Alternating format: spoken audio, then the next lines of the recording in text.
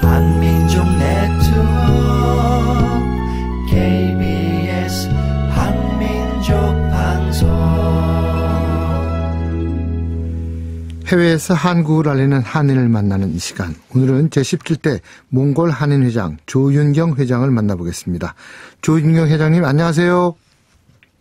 네, 안녕하세요. 조윤경입니다. 네, 먼저 축하드립니다. 1월 1일부터 임기를 시작하신 거죠?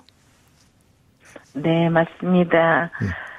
제 임기는 1월 1일부터 시작되었고요. 한인회장 임기는 2년입니다. 네, 이 최초의 여성 한인회장이라고 제가 들었는데 회장으로서의 포부 또 새 인사까지 좀 곁들여서 한 말씀 주시죠. 네, 지구촌 청취자 여러분 그리고 지구촌 한인동포 여러분 새해 복 많이 받으십시오. 몽골 한인회 회장 조윤경입니다. 저는 앞으로 거창한 말보다는 할 수 있는 일부터 차근차근 해보려고 합니다. 임기 동안 신뢰받는 한인회, 보듬는 한인회, 내실 있는 한인회를 만들기 위해 열심히 뛰어볼 생각입니다. 네, 지금 새해는 그 한몽수교 35돌이 되는 해입니다. 이 관련해서 준비할 행사도 좀 많으실 것 같아요. 처음 취임을 또 하셨지만. 네, 그렇습니다. 올해는 한몽수교 35도를 맞이하는 해이기도 하고 광복 80도를 맞는 해이기도 합니다. 이에 저희 몽골 한인회에서는 미래를 이끌 차세대 한인 동포들이 몽골에서 굳건히 자리매김할 수 있는 행사를 개최하고자 합니다. 그리고 동포들의 화합에 항상 디딤돌이 되는 여성회가 중심이 되는 다양한 행사도 많이 진행하고자 준비하고 있습니다. 네. 네, 지금 한겨울인데 요즘에 몽골의 평균 기온은 어느 정도나 됩니까? 네. 1월을 맞은 몽골의 낮 기온은 영하 섭씨 한 10도 되고요. 네. 밤 기온은 영하 20도를 넘죠. 예, 오르락내리락 하고 있습니다. 굉장히 추운데요. 예, 한국의 겨울도 춥습니다만 그 정도 되면은 몽골 추위에 비해서는 뭐 명함도 못 내밀겠는데요. 네, 그렇습니다. 덧붙이자면 1월 말쯤 되면 몽골 기온은 영하 20도에서 30도까지 떨어집니다. 몽골의 유목민들과 정신을 번쩍 들게 합니다. 그러네요. 예, 그리고 내륙의 고지대에 위치하기 때문에 네. 몽골의 겨울 기온은 또 영하 40도까지도 떨어집니다. 하지만 숫자가 주는 공포감에 비해서는 네. 겨울 몽골은 바람이 거의 불지 않아요. 그래서 생각보다는 저희들도 견딜만 합니다. 예. 아니 그래도 영하가 20, 30도씩 가면은 쉽지 않을 텐데 그분들은 그 추위를 어떻게 이겨내십니까? 예, 의외로 몽골의 난방이 잘 되고 있습니다. 예, 우선 몽골의 수도 울란바타르에서는 가정 아파트에서는 러시아식 중앙 난방 시스템으로 난방을 공급합니다. 예, 파르다는 그 라지에타로 뜨거운 물을 공급해서 실내를 아주 따뜻하게 하는 시스템이에요. 유지비가 아주 또 상당히 저렴합니다. 예, 하지만 이 시스템이 없는 이제 외곽이나 초원이 문제입니다. 예, 유목민들의 거주지 게르촌에는 게르 가운데 설치된 난로에 이제 나무나 석탄을 떼서 난방을 합니다. 이에 석탄이 주연료로 사용하기 때문에 대기 오염이 심각한 사회 문제로 대두되고 있는 게 가장 큰 단점입니다. 네. 예. 그렇지만 뭐 그 유목지에서 어쩔 수 없이 뭐 게르에서 생활할 수밖에 없는 분들의 또 한계도 있을 텐데요. 그 조윤경 회장께서는 그 몽골에 가신 지 얼마나 되셨습니까? 저는 지난 2007년에 몽골에 처음 입국했으니 올해로 19년 차 되는 한인 동포입니다. 그러세요. 거기서 어떤 일을 하십니까? 예, 그동안 저는 다양한 일을 했지만 그동안에 주로 주력한 거는 주방 가구와 인테리어 사업이었고요. 외식업 사업도 했습니다. 현재는 외식업 사업에 주력해서 나름대로 이제 K푸드와 한류 전파에 애쓰고 있습니다. 네, 그 K푸드 한국 음식 몽골 분들이 좋아하십니까? 전 세계에서 가장 한국 음식을 잘 먹는 국민이 몽골뿐 아닐까요? 아, 그래요? 예. 어느 정도로 좋아하세요? 네, 몽골 분들은 하루에 한 끼 정도 집에서 식사를 하세요. 네. 예, 그 나머지는 나오시면은 푸드코트 같은데 가령 한국 음식, 몽골 음식, 아시아 음식 있다면 전체 매출의 50%가 한국 음식이라고 보시면 됩니다. 아유, 그래요? 예. 네, 한국 음식에 대한 호응도가 대단합니다. 네. 예. 조윤경 회장님께서는 민주평화통일자문회의 몽골 지회장으로도 활동을 해오셨죠? 예, 그렇습니다. 제가 지난 2011년 제 15기 때부터 민주평통자문위원으로 대통령의 위촉을 받아서 한반도 평화통일 의지를 몽골에 전파하는 역할을 하고 있습니다. 네. 몽골 지회장 임무는 지난 18기와 지금 현 21기에 두 해를 부여받아서 무거운 책임감을 느끼고 있습니다. 네, 아주 저희 몽골 지회는 현재 18명의 자문위원이 활동하고 있습니다. 네, 고생을 좀 많이 하시는데 지난 11월이었습니다. 한몽 합작 영화 남으로 가는 길이 현지에서 많은 분의 공감을 샀다고 들었는데 이거 어떤 영화입니까? 예, 이 영화를 정말 전 세계 청취자들에게 좀 알려드리고 싶습니다. 한몽 합작 영화 남으로 가는 길이 최근 몽골에서 처음으로 상영이 되었습니다. 예, 지난 9월 몽골에서 개봉한 이 영화가 몽골 전역 11개 영화관에서 상영이 됐죠. 남으로 가는 길은 몽골을 통해 탈북에 성공한 한 가족의 탈북 스토리를 그린 실화입니다. 예, 실화를 바탕으로 한 이 영화가 북한군의 추격을 피해 몽골 고비 사막을 넘는 탈북 가정의 목숨을 건 여정이 그대로 담겨 있습니다. 8,000km를 이동하며 촬영했고요. 몽골의 장대한 풍경과 함께 자연의 기대 사는 몽골인의 삶의 철학, 그리고 몽골 국경수비대의 인도주의적인 모습이 담백하게 녹아 있습니다.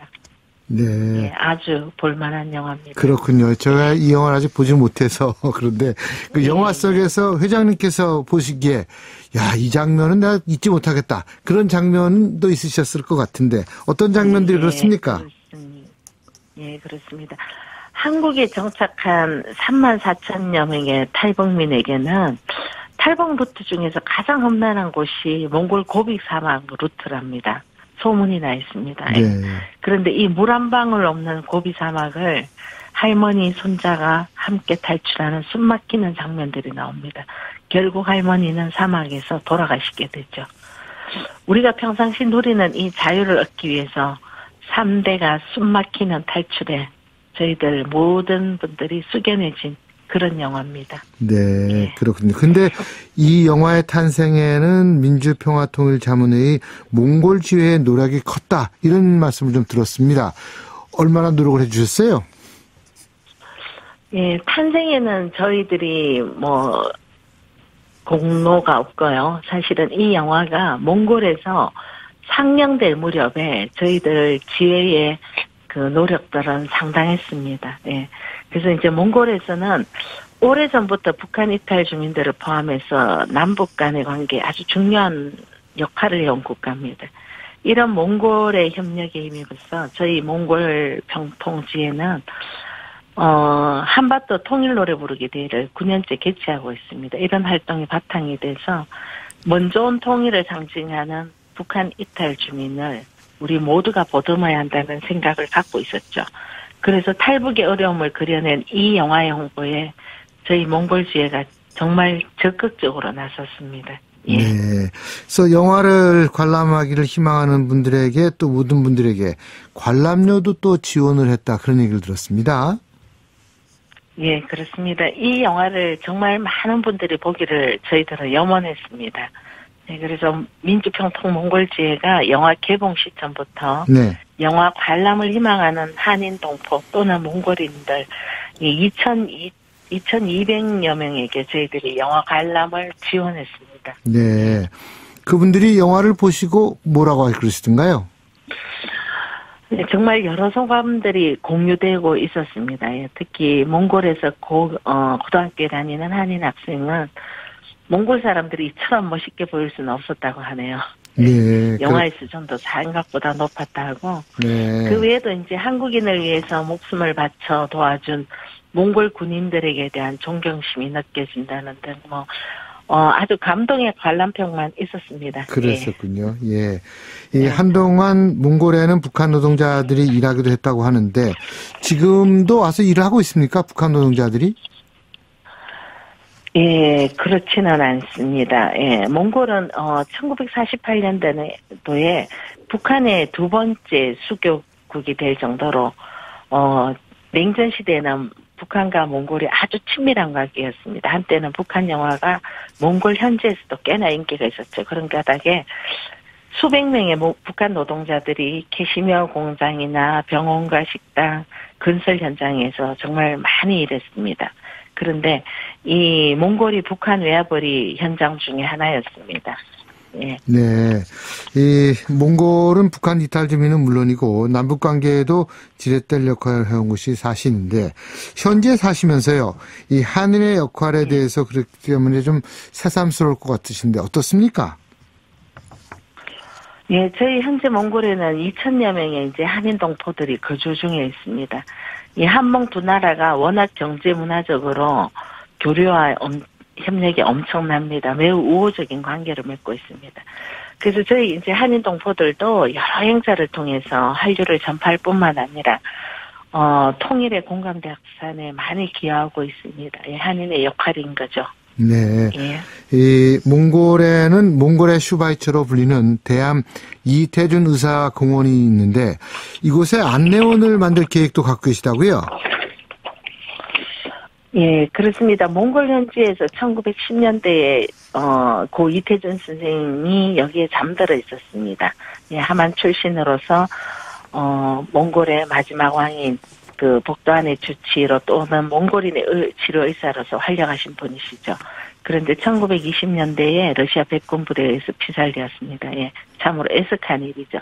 그래서 저희 몽골 한인회가 지난 2001년에 몽골의 성산 그 복덕한 앞에 이태준 선생 기념공원을 설립했습니다. 올해는 주몽골 대한민국 대사관과 몽골 한인회의 노력으로 우리나라 국가보훈부에서 예산을 받아 새로운 이태준 기념관이 개관하게 됩니다. 여기에 저희들이 몽골의 슈바이츠로 불리는 이태준 의사 기념관에 동포 안내원이 봉사할 계획을 갖고 있습니다. 이게 바로 이태준 의사의 삶을 구체적으로 몽골 대내외에 알리기 위한 그런 조치로 저희들이 지금 계획하고 있습니다. 그렇군요. 조윤경 회장님은 지난 1월 1일부터 제17대 몽골 한인회장의 임기를 시작하고 계시고 또 민주평화통일자문회의 몽골 지회장으로도 활동하고 계신데 금년 계획 좀 간단히 설명을 해 주시죠. 예, 제가 한인회장 출마를 결심하고 동포들이나 그리고 제 스스로에게 참 화합과 신뢰라는 말을 참 많이 했던 것 같습니다. 예, 화합과 신뢰라는 바탕 위에 새로운 사업 2개를 구상하고 있습니다. 먼저 올 8월에 개관을 앞둔 이태준 기념관의 문화예술사를 잘 운영할 계획입니다. 또 하나는 울란바토르 시민들과 함께 할 수 있는 나눔 장터도 계획하고 있습니다. 이 두 사업은 대한민국의 자긍심을 높이고 현지인과 하나 될 수 있는 계기가 되리라 기대하고 있습니다. 이 방송을 듣고 계신 청취자들께서도 몽골에 많은 관심 부탁드리겠습니다. 알겠습니다. 오늘 말씀 잘 들었습니다. 예, 감사합니다. 자랑스러운 한민족. 오늘은 민주평화통일자문회의 몽골 지회장이면서 제17대 몽골 한인회를 이끄는 조윤경 회장을 전화로 만나봤습니다.